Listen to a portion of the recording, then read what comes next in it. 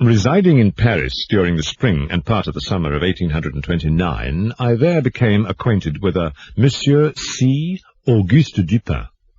This young gentleman was of an excellent, indeed of an illustrious family, but by a variety of untoward events had been reduced to such poverty that the energy of his character succumbed beneath it, and he ceased to bestir himself in the world, or to care for the retrieval of his fortunes.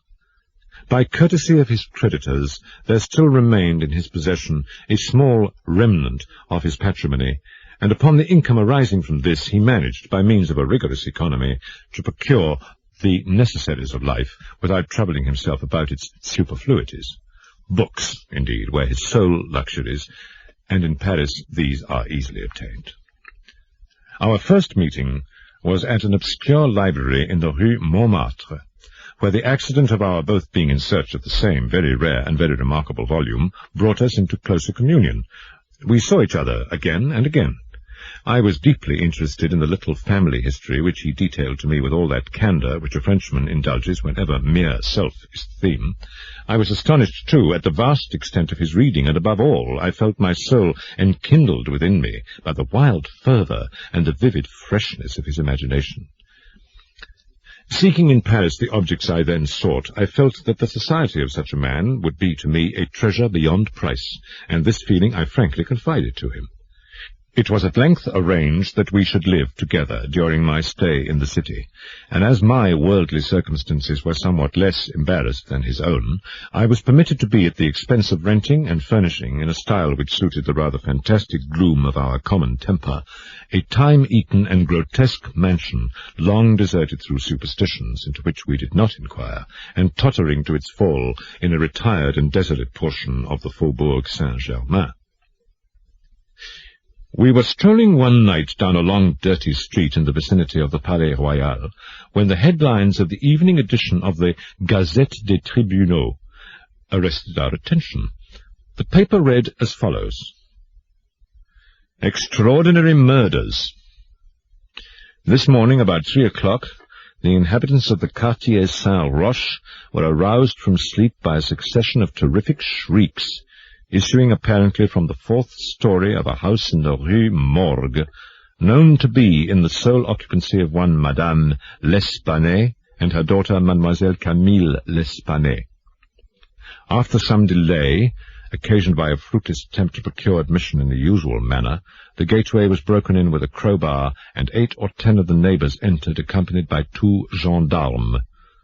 By this time the cries had ceased, but as the party rushed up the first flight of stairs, 2 or more rough voices in angry contention were distinguished, and seemed to proceed from the upper part of the house.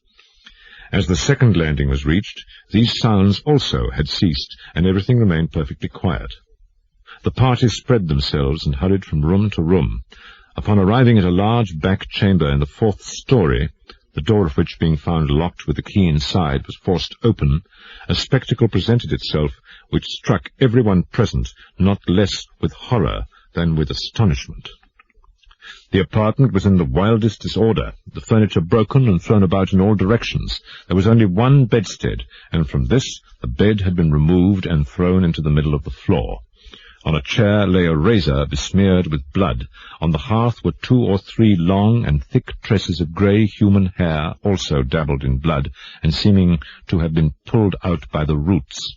Upon the floor were found 4 Napoleons, an earring of topaz, 3 large silver spoons, 3 smaller of métal d'Alger, and 2 bags containing nearly 4,000 francs in gold.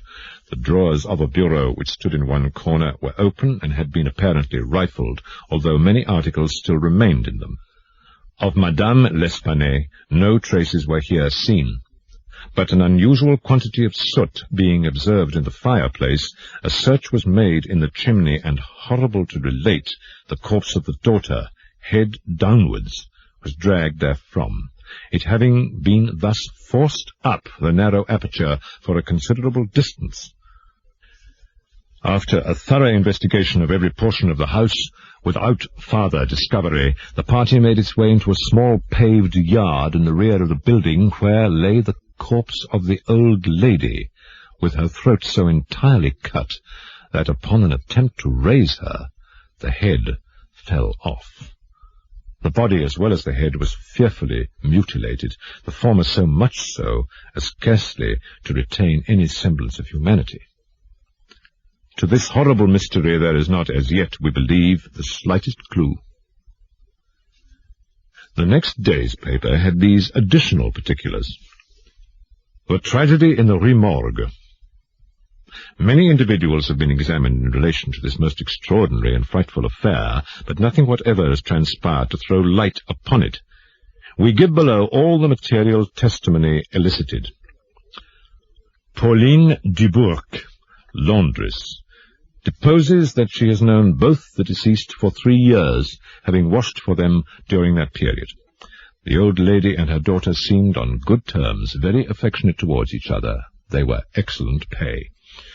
Never met any persons in the house when she called for the clothes or took them home, was sure that they had no servant in employ. Pierre Moreau, tobacconist, deposes that he has been in the habit of selling small quantities of tobacco and snuff to Madame L'Espanaye for nearly 4 years. Was born in the neighborhood and has always resided there. The deceased and her daughter had occupied the house in which the corpses were found for more than 6 years. Witness had seen the daughter some 5 or 6 times during the 6 years. The two lived an exceedingly retired life, were reputed to have money, had heard it said among the neighbors that Madame L'Espanaye told fortunes, did not believe it. Had never seen any person enter the door except the old lady and her daughter, a porter once or twice, and a physician some 8 or 10 times. Many other persons, neighbors, gave evidence to the same effect. No one was spoken of as frequenting the house. Isidore Musset, gendarme, deposes that he was called to the house about 3 o'clock in the morning and found some 20 or 30 persons at the gateway endeavoring to gain admittance. Forced it open at length with a bayonet, not with a crowbar. Had but little difficulty in getting it open, on account of its being a double or folding gate, and bolted neither at bottom nor top.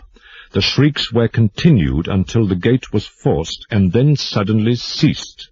They seemed to be screams of some person or persons in great agony, were loud and drawn out, not short and quick. Witness led the way upstairs. Upon reaching the first landing, heard 2 voices in loud and angry contention, the one a gruff voice, the other much shriller, a very strange voice. Could distinguish some words of the former, which was that of a Frenchman, was positive that it was not a woman's voice. Could distinguish the words sacré and diable. The shrill voice was that of a foreigner. Could not be sure whether it was the voice of a man or of a woman. Could not make out what was said, but believed the language to be Spanish. Henri Duval, a neighbor, and by trade a silversmith, deposes that he was one of the party who first entered the house, corroborates the testimony of Musset in general. As soon as they forced an entrance, they reclosed the door to keep out the crowd, which collected very fast, notwithstanding the lateness of the hour. The shrill voice, the witness thinks, was that of an Italian, was certain it was not French. Could not be sure that it was a man's voice. It might have been a woman's. Was not acquainted with the Italian language. Could not distinguish the words, but was convinced by the intonation that the speaker was an Italian. Odenheimer, restaurateur. This witness volunteered his testimony. Not speaking French, was examined through an interpreter, is a native of Amsterdam. Was passing the house at the time of the shrieks. They lasted for several minutes, probably 10. They were long and loud, very awful and distressing. Was one of those who entered the building, corroborated the previous evidence in every respect but one, was sure that the shrill voice was that of a man, of a Frenchman. Could not distinguish the words uttered. They were loud and quick, unequal, spoken apparently in fear as well as in anger. The voice was harsh, not so much shrill as harsh. Could not call it a shrill voice. The gruff voice said repeatedly, sacré, diable, and once, mon Dieu. Jules Mignot, banker, of the firm of Mignot et Fils, Rue de Lorraine. is the elder Mignot. Madame L'Espanaye had some property, had opened an account with his banking house 8 years previously, made frequent deposits in small sums, had checked for nothing until the 3rd day before her death, when she took out in person the sum of 4,000 francs. This sum was paid in gold, and a clerk sent home with the money. Adolphe Le Bon, clerk to Mignot et Fils, deposes that on the day in question about noon he accompanied Madame L'Espanaye to her residence with the 4,000 francs put up in 2 bags. Upon the door being opened, Mademoiselle L'Espanaye appeared and took from his hands one of the bags, while the old lady relieved him of the other. He then bowed and departed. Did not see any person in the street at the time. It is a by-street, very lonely. William Bird, tailor, deposes that he was one of the party who entered the house, is an Englishman, has lived in Paris 2 years, was one of the first to ascend the stairs, heard the voices in contention. There was a sound at the moment as if of several persons struggling, a scraping and scuffling sound. The shrill voice was very loud, louder than the gruff one. Is sure that it was not the voice of an Englishman, appeared to be that of a German. Might have been a woman's voice. Does not understand German. 4 of the above-named witnesses being recalled deposed that the door of the chamber in which was found the body of Mademoiselle L'Espanaye was locked on the inside when the party reached it. Everything was perfectly silent, no groans or noises of any kind. Upon forcing the door, no person was seen. The windows, both of the back and front room, were down and firmly fastened from within.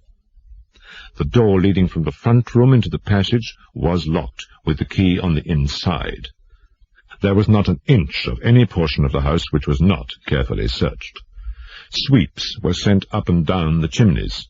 The house was a 4-story one, with garrets. A trap-door on the roof was nailed down very securely, did not appear to have been opened for years.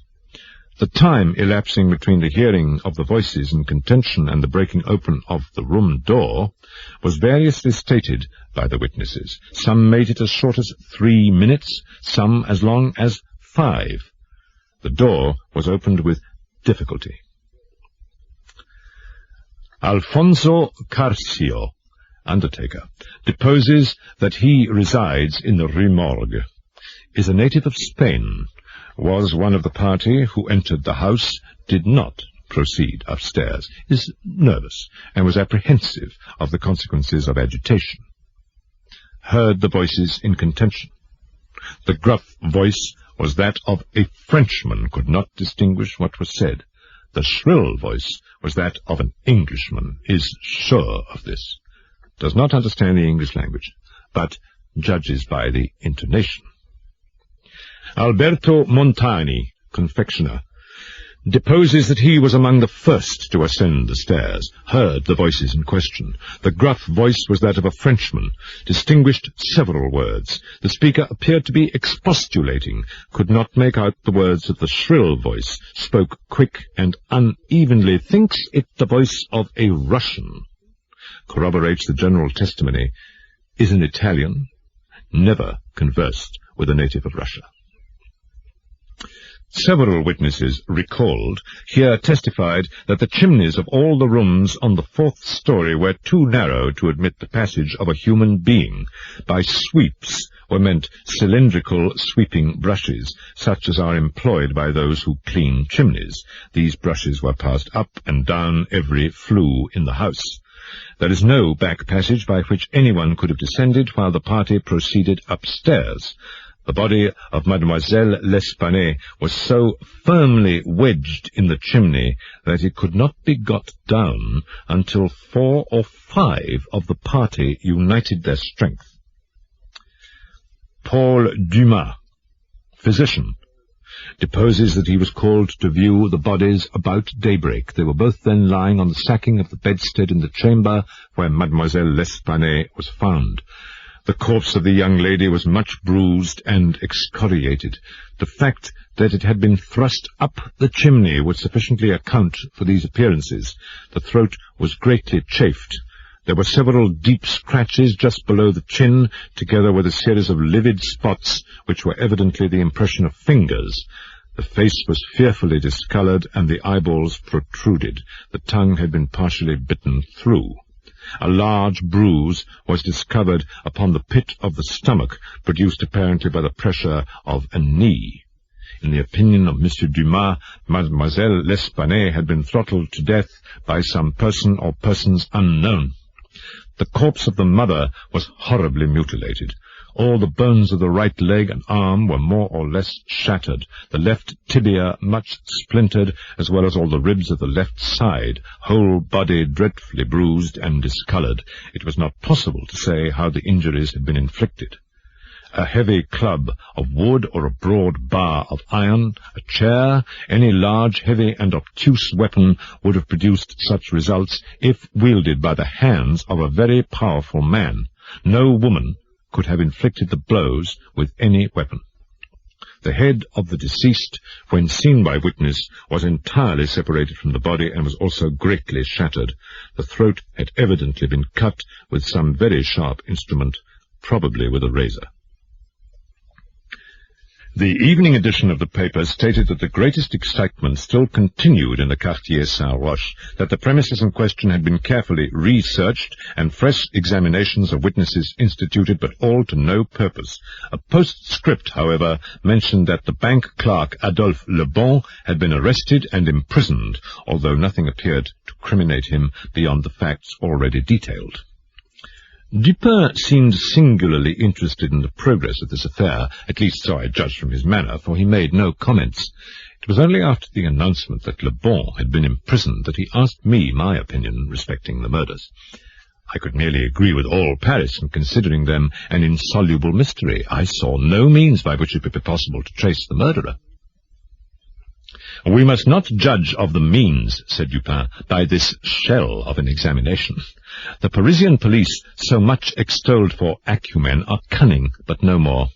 There is no method in their proceedings beyond the method of the moment. The results attained by them are not unfrequently surprising, but for the most part are brought about by simple diligence and activity.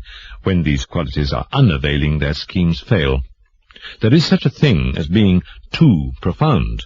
Truth is not always in a well. The depth lies in the valleys where we seek her, and not upon the mountain tops where she is found. The modes and sources of this kind of error are well typified in the contemplation of the heavenly bodies.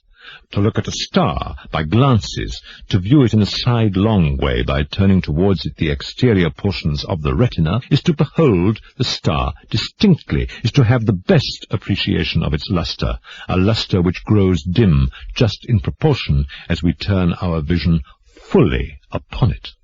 As for these murders, let us enter into some examinations for ourselves before we make up an opinion respecting them. An inquiry will afford us amusement." I thought this an odd term, so applied, but said nothing. "And besides, Le Bon once rendered me a service for which I am not ungrateful. We will go and see the premises with our own eyes. I know Giraud, the prefect of police, and shall have no difficulty in obtaining the necessary permission." The permission was obtained, and we proceeded at once to the Rue Morgue. This is one of those miserable thoroughfares which intervene between the Rue Richelieu and the Rue Saint-Roch.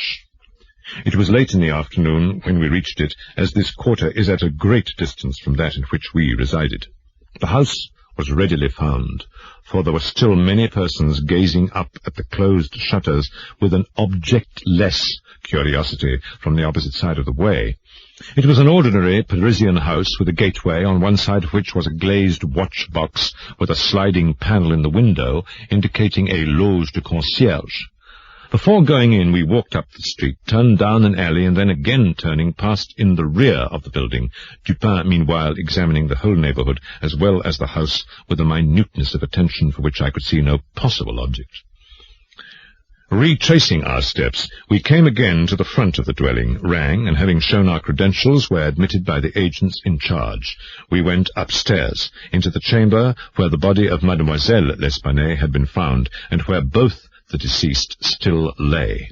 The disorders of the room had, as usual, been suffered to exist. I saw nothing beyond what had been stated in the Gazette des Tribunaux. Dupin scrutinized everything, not excepting the bodies of the victims. We then went into the other rooms and into the yard, a gendarme accompanying us throughout. The examination occupied us until dark, when we took our departure. On our way home, my companion stopped in for a moment at the office of one of the daily papers. I have said that the whims of my friend were manifold, and it was his humour now to decline all conversation on the subject of the murder until about noon the next day. He then asked me, suddenly, if I had observed anything peculiar at the scene of the atrocity. There was something in his manner of emphasizing the word peculiar which caused me to shudder without knowing why. "No, nothing peculiar," I said. "Nothing more, at least, than we both saw stated in the paper." "The Gazette," he replied, "has not entered, I fear, into the unusual horror of the thing. But dismiss the idle opinions of this print. It appears to me that this mystery is considered insoluble for the very reason which should cause it to be regarded as easy of solution. I mean for the outré character of its features. The police are confounded by the seeming absence of motive, not for the murder itself, but for the atrocity of the murder. They are puzzled, too, by the seeming impossibility of reconciling the voices heard in contention with the facts that no one was discovered upstairs but the assassinated Mademoiselle L'Espanaye, and that there were no means of egress without the notice of the party ascending. The wild disorder of the room, the corpse thrust with the head downwards up the chimney, the frightful mutilation of the body of the old lady, these considerations, with those just mentioned and others which I need not mention, have sufficed to paralyze the powers by putting completely at fault the boasted acumen of the government agents. They had fallen into the gross but common error of confounding the unusual with the abstruse. But it is by these deviations from the plane of the ordinary that reason feels its way, if at all, in its search for the true. In investigations such as we are now pursuing, it should not be so much asked what has occurred as what has occurred that has never occurred before. In fact, the facility with which I shall arrive, or have arrived at the solution of this mystery, is in the direct ratio of its apparent insolubility in the eyes of the police. I stared at the speaker in mute astonishment. "I am now awaiting," continued he, looking towards the door of our apartment, "I am now awaiting a person who, although perhaps not the perpetrator of these butcheries, must have been in some measure implicated in their perpetration. Of the worst portion of the crimes committed, it is probable that he is innocent. I hope that I am right in this supposition, for upon it I build my expectation of reading the entire riddle. I look for the man here, in this room, every moment. It is true that he may not arrive, but the probability is that he will. Should he come, it will be necessary to detain him. Here are pistols, and we both know how to use them when occasion demands their use."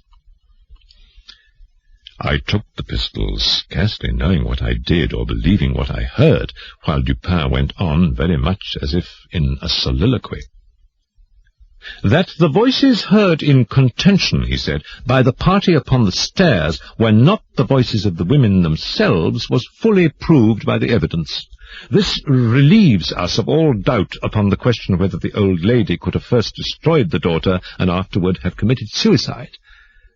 I speak of this point chiefly for the sake of method, for the strength of Madame L'Espanaye would have been utterly unequal to the task of thrusting her daughter's corpse up the chimney as it was found, and the nature of the wounds upon her own person entirely preclude the idea of self-destruction.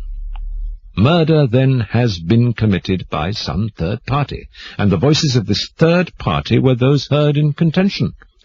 Let me now advert not to the whole testimony respecting these voices, but to what was peculiar in that testimony.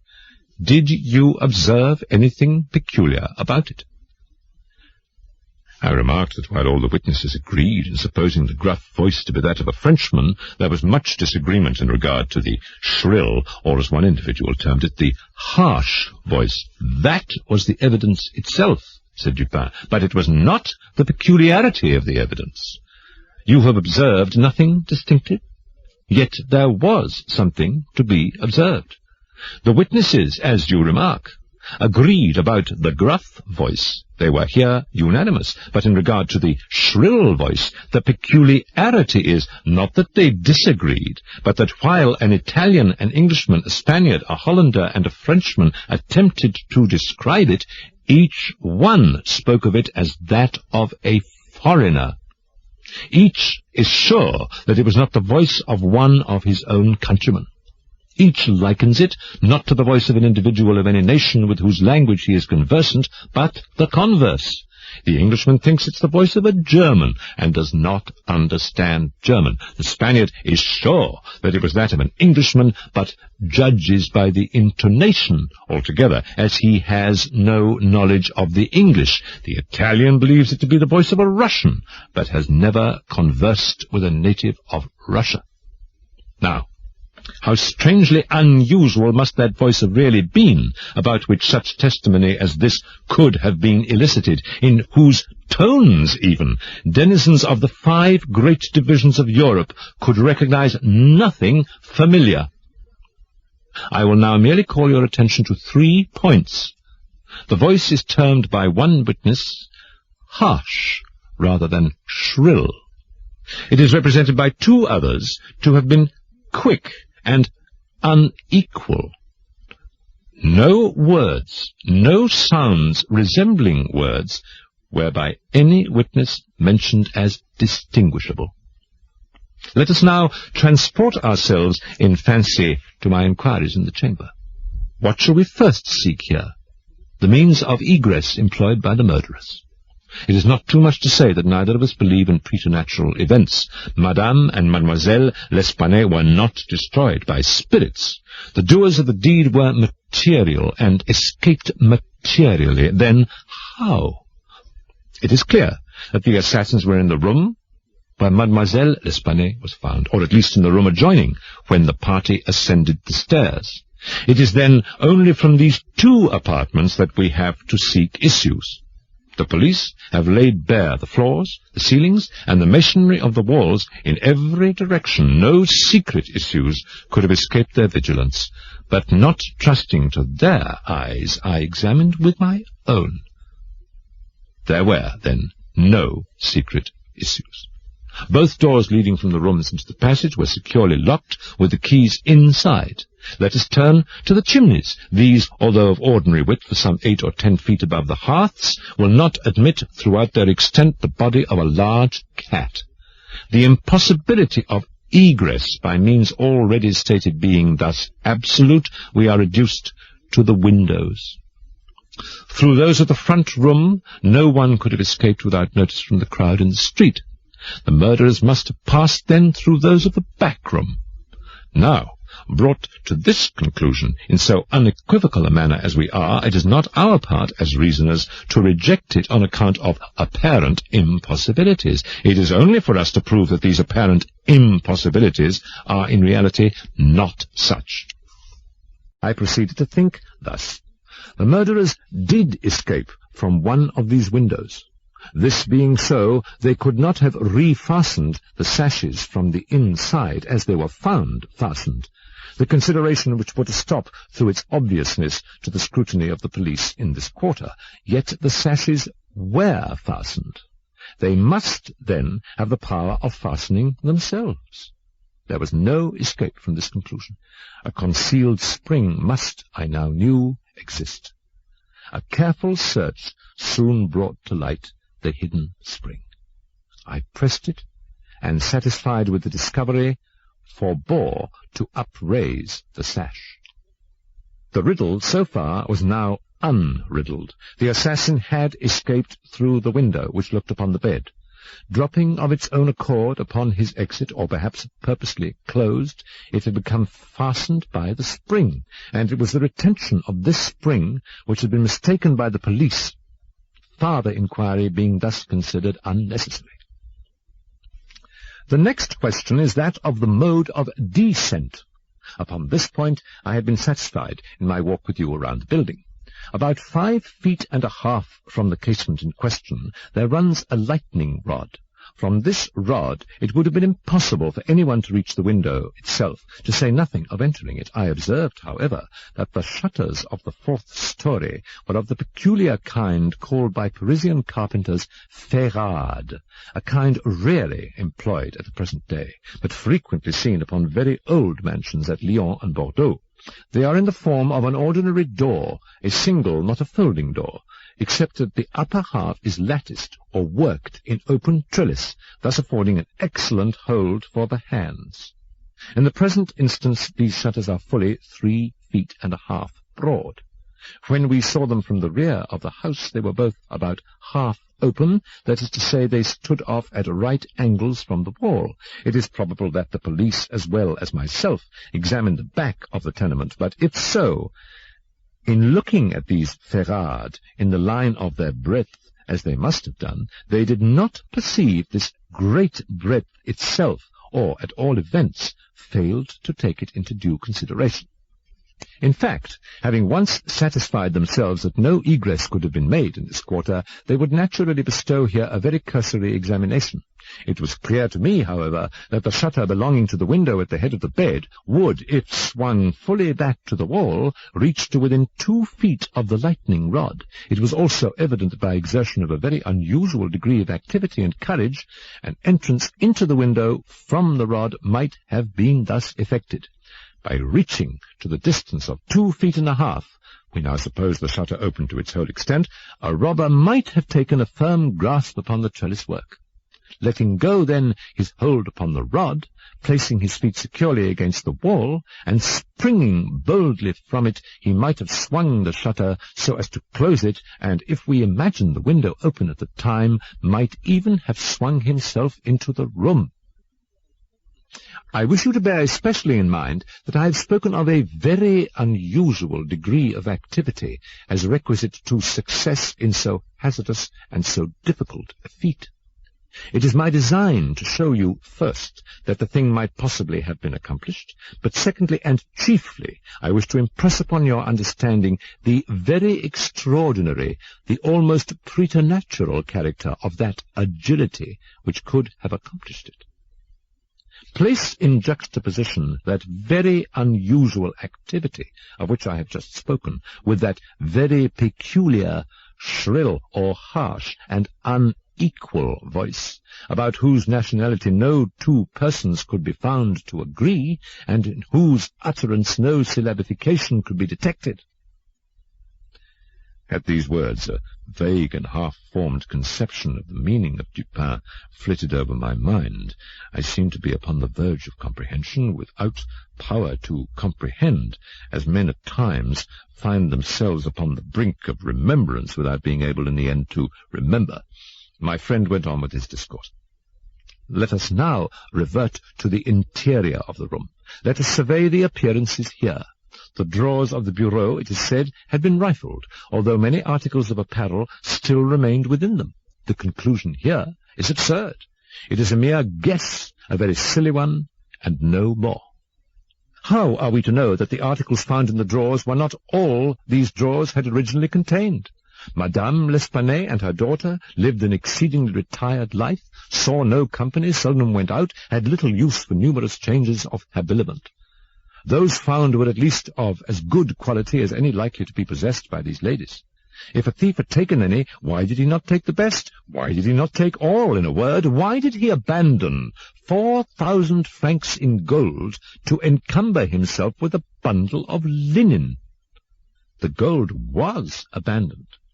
Nearly the whole sum mentioned by Monsieur Mignot, the banker, was discovered in bags upon the floor. I wish you, therefore, to discard from your thoughts the blundering idea of motive, engendered in the brains of the police by that portion of the evidence which speaks of money delivered at the door of the house. Coincidences 10 times as remarkable as this, the delivery of the money and murder committed within 3 days upon the party receiving it, happened to all of us every hour of our lives without attracting even momentary notice.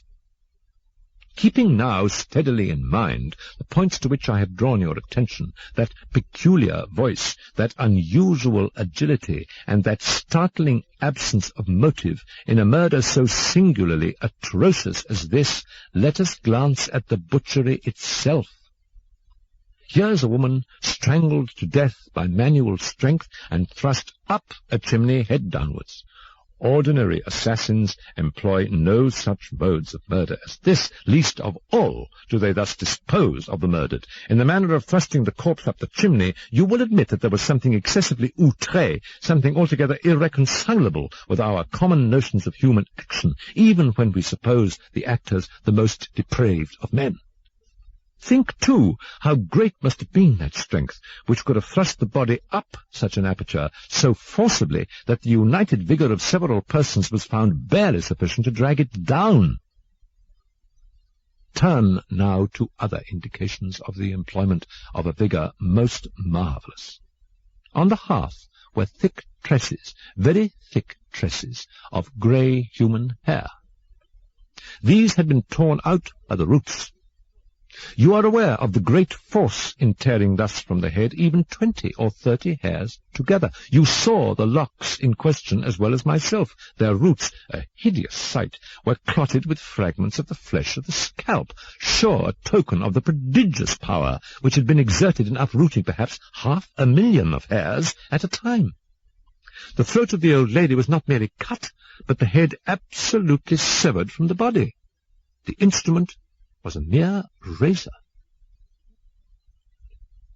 If now, in addition to all these things, you have properly reflected upon the odd disorder of the chamber, we have gone so far as to combine the ideas of an agility astounding, a strength superhuman, a ferocity brutal, a butchery without motive, a grotesquerie in horror absolutely alien from humanity, and a voice foreign in tone to the ears of men of many nations, and devoid of all distinct or intelligible syllabification.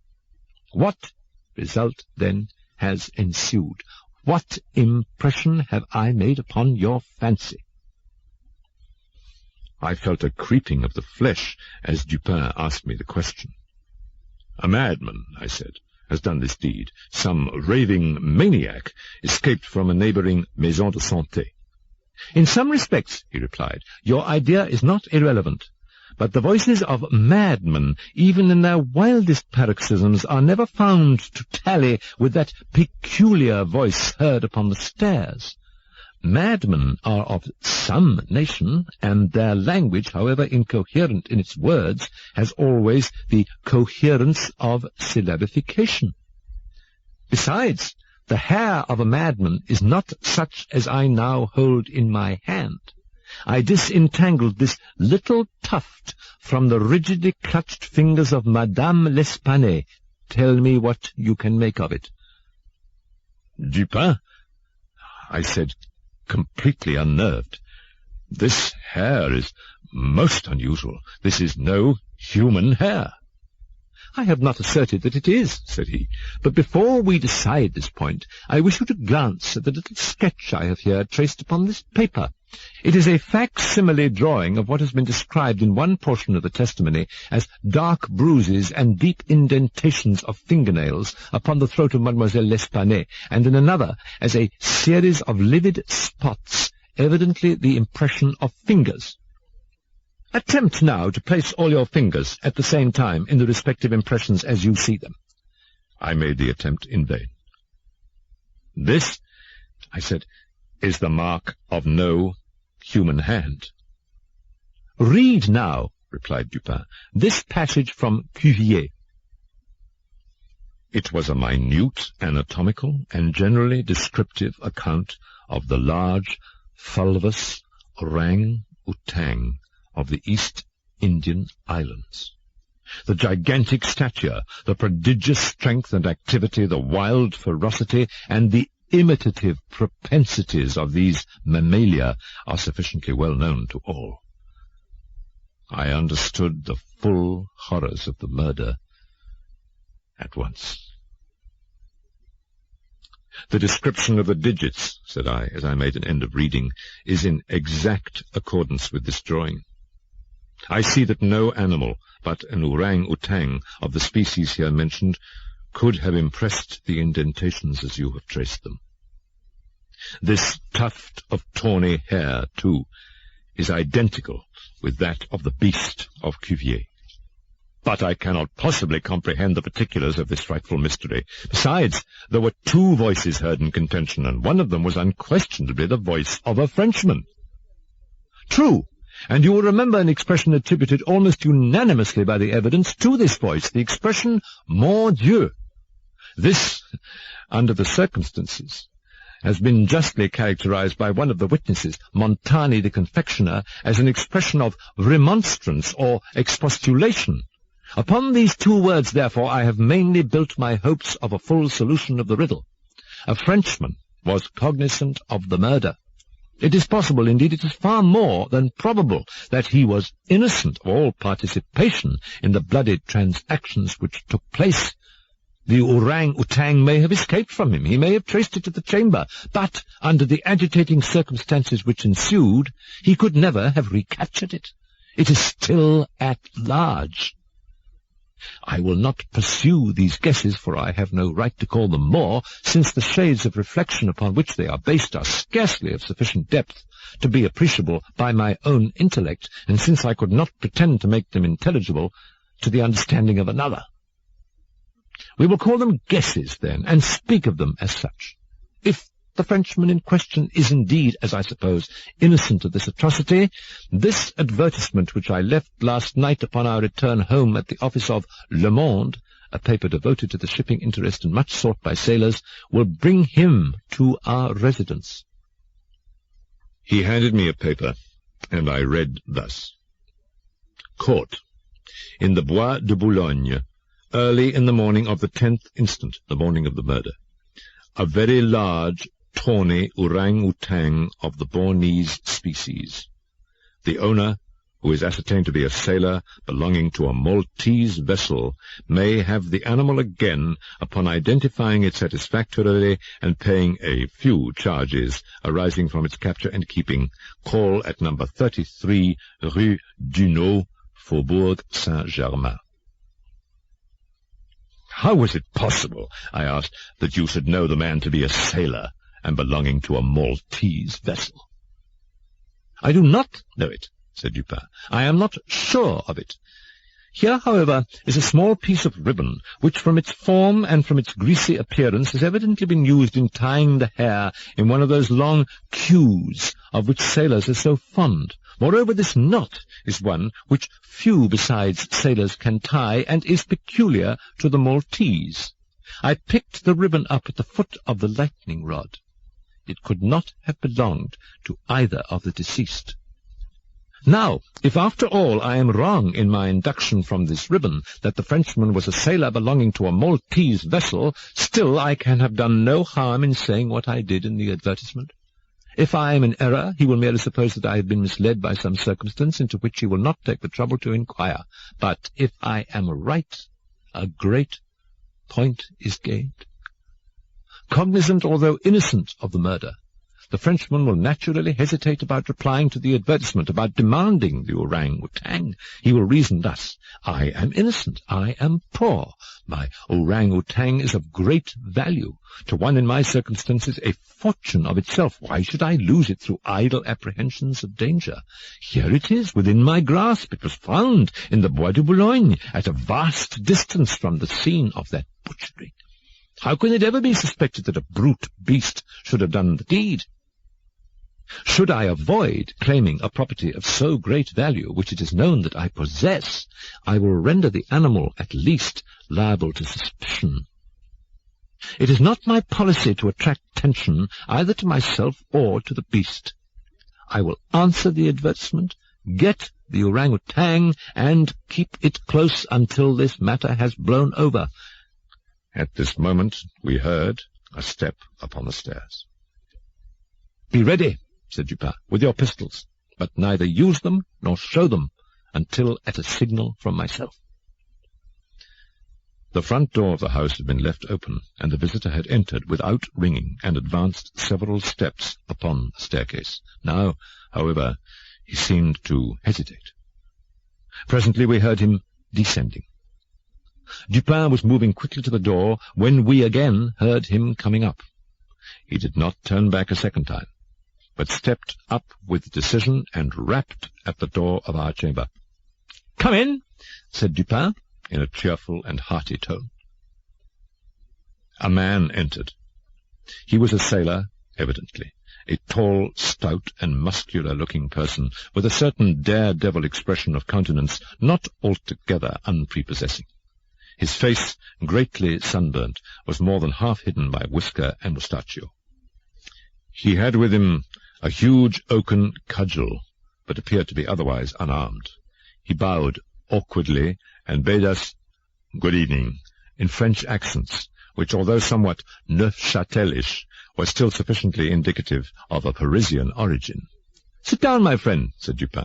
"I suppose you have called about the orang-outang. Upon my word, I almost envy you the possession of him. A remarkably fine and no doubt a very valuable animal. How old do you suppose him to be?" The sailor drew a long breath, with the air of a man relieved of some intolerable burden, and then replied in an assured tone, "I have no way of telling, but he can't be more than 4 or 5 years old. Have you got him here?" "Oh, no, we have no conveniences for keeping him here. He is at a livery stable in the Rue Dubourg, just by. You can get him in the morning. Of course, you are prepared to identify the property." "To be sure I am, sir." "I shall be sorry to part with him," said Dupin. "I don't mean that you should be at all this trouble for nothing, sir," said the man. "Couldn't expect it. I'm very willing to pay a reward for the finding of the animal, that is to say, anything in reason." "Well," replied my friend, "that is all very fair, to be sure. Let me think now. What should I have? Oh, I will tell you. My reward shall be this. You shall give me all the information in your power about these murders in the Rue Morgue." Dupin said the last words in a very low tone and very quietly. Just as quietly, too, he walked toward the door, locked it, and put the key in his pocket. He then drew a pistol from his bosom and placed it, without the least flurry, upon the table. The sailor's face flushed up as if he were struggling with suffocation. He started to his feet and grasped his cudgel, but the next moment he fell back into his seat, trembling violently, and with the countenance of death itself. He spoke not a word. I pitied him from the bottom of my heart. "My friend," said Dupin in a kind tone, "you are alarming yourself unnecessarily. You are, indeed. We mean you no harm whatever. I pledge you the honor of a gentleman and of a Frenchman that we intend you no injury. I perfectly well know that you are innocent of the atrocities in the Rue Morgue. It will not do, however, to deny that you are in some measure implicated in them. From what I have already said, you must know that I have had means of information about this matter, means of which you could never have dreamed. Now, the thing stands thus. You have done nothing which you could have avoided, nothing, certainly, which renders you culpable. You are not even guilty of robbery, when you might have robbed with impunity. You have nothing to conceal. You have no reason for concealment. On the other hand, you are bound, by every principle of honor, to confess all you know. An innocent man is now imprisoned, charged with that crime of which you can point out the perpetrator." The sailor had recovered his presence of mind in a great measure while Dupin uttered these words, but his original boldness of bearing was all gone. "So help me God," said he after a brief pause. "I will tell you all I know about this affair, but I do not expect you to believe one half I say. I would be a fool indeed if I did. Still, I am innocent, and I will make a clean breast if I die for it." What he stated was in substance this. He had lately made a voyage to the Indian archipelago, A party, of which he formed one, landed at Borneo and passed into the interior on an excursion of pleasure. Himself and a companion had captured the orang-outang. This companion dying, the animal fell into his own exclusive possession. After great trouble, occasioned by the intractable ferocity of his captive during the home voyage, he at length succeeded in lodging it safely at his own residence in Paris, where, not to attract toward himself the unpleasant curiosity of his neighbours, he kept it carefully secluded until such time as it should recover from a wound in the foot received from a splinter on board ship. His ultimate design was to sell it. Returning home from some sailor's frolic on the night, or rather in the morning, of the murder, he found the beast occupying his own bedroom, into which it had broken from a closet adjoining, where it had been, as was thought, securely confined. Razor in hand, and fully lathered, it was sitting before a looking-glass, attempting the operation of shaving, in which it had no doubt previously watched its master through the keyhole of the closet. Terrified at the sight of so dangerous a weapon in the possession of an animal so ferocious and so well able to use it, the man for some moments was at a loss what to do. He had been accustomed, however, to quiet the creature, even in its fiercest moods, by the use of a whip, and to this he now resorted. Upon sight of it, the orang-outang sprang at once through the door of the chamber, down the stairs, and thence through a window unfortunately open into the street. The Frenchman followed in despair, the ape, razor still in hand, occasionally stopping to look back and gesticulate at its pursuer until the latter had nearly come up with it. It then again made off. In this manner the chase continued for a long time. The streets were profoundly quiet, as it was nearly 3 o'clock in the morning. In passing down an alley in the rear of the Rue Morgue, the fugitive's attention was arrested by a light gleaming from the open window of Madame L'Espanaye's chamber in the 4th story of her house. Rushing to the building, it perceived the lightning rod, clambered up with inconceivable agility, grasped the shutter, which was thrown fully back against the wall, and by its means swung itself directly upon the headboard of the bed. The whole feat did not occupy a minute. The shutter was kicked open again by the orang-outang as it entered the room. The sailor, in the meantime, was both rejoiced and perplexed. He had strong hopes of now recapturing the brute, as it could scarcely escape from the trap into which it had ventured, except by the rod, where it might be intercepted as it came down. On the other hand, there was much cause for anxiety as to what it might do in the house.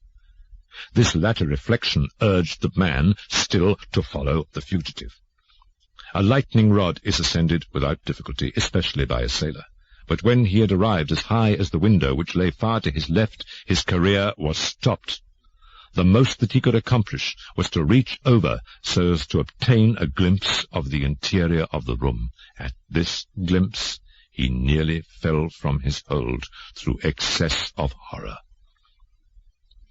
Now it was that those hideous shrieks arose upon the night, which had startled from slumber the inmates of the Rue Morgue. As the sailor looked in, the gigantic animal had seized Madame L'Espanaye by the hair, which was loose as she had been combing it, and was flourishing the razor about her face in imitation of the motions of a barber. The daughter lay prostrate and motionless. She had swooned. The screams and struggles of the old lady, during which the hair was torn from her head, had the effect of changing the probably pacific purposes of the orang-outang into those of wrath. With one determined sweep of its muscular arm, it nearly severed her head from her body. The sight of blood inflamed its anger into frenzy. Gnashing its teeth and flashing fire from its eyes, it flew upon the body of the girl and embedded its fearful talons in her throat, retaining its grasp until she expired. Its wandering and wild glances fell at this moment upon the head of the bed, over which the face of its master, rigid with horror, was just discernible. The fury of the beast, who no doubt bore still in mind the dreaded whip, was instantly converted into fear. Conscious of having deserved punishment, it seemed desirous of concealing its bloody deeds, and skipped about the chamber in an agony of nervous agitation, throwing down and breaking the furniture as it moved, and dragging the bed from the bedstead. In conclusion, it seized first the corpse of the daughter and thrust it up the chimney, as it was found, then that of the old lady, which it immediately hurled through the window headlong. As the ape approached the casement with its mutilated burden, the sailor shrank aghast to the rod, and rather gliding than clambering down it, hurried at once home, dreading the consequences of the butchery, and gladly abandoning in his terror all solicitude about the fate of the orang-outang. The words heard by the party upon the staircase were the Frenchman's exclamations of horror and affright, commingled with the fiendish jabberings of the brute. I have scarcely anything to add. The orang-outang must have escaped from the chamber by the rod just before the breaking of the door. It must have closed the window as it passed through it. It was subsequently caught by the owner himself, who obtained for it a very large sum at the Jardin des Plantes. The bank clerk, Le Bon, was instantly released upon our narration of the circumstances, with some comments from Dupin, at the bureau of the prefect of police. This functionary, however well disposed to my friend, could not altogether conceal his chagrin at the turn which affairs had taken, and was fain to indulge in a sarcasm or two about the propriety of every person minding his own business. "Let him talk," said Dupin, who had not thought it necessary to reply. "Let him discourse. It will ease his conscience. I am satisfied with having defeated him in his own castle. Nevertheless, that he failed in the solution of this mystery is by no means that matter for wonder which he supposes it, for in truth our friend the prefect is somewhat too cunning to be profound.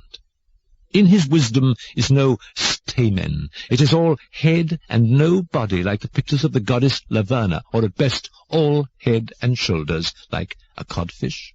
But he is a good creature after all. I like him especially for one master stroke of cant, by which he has attained his reputation for ingenuity. I mean, de nier ce qui est et d'expliquer ce qui n'est pas. That is to say, to deny what is and to explain what is not.